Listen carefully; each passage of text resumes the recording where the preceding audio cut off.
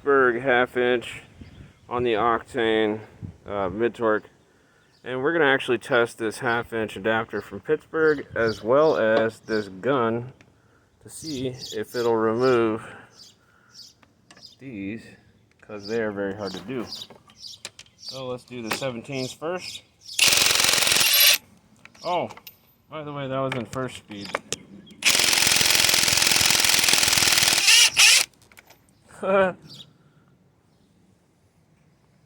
That was in first speed. Now let's try the other one.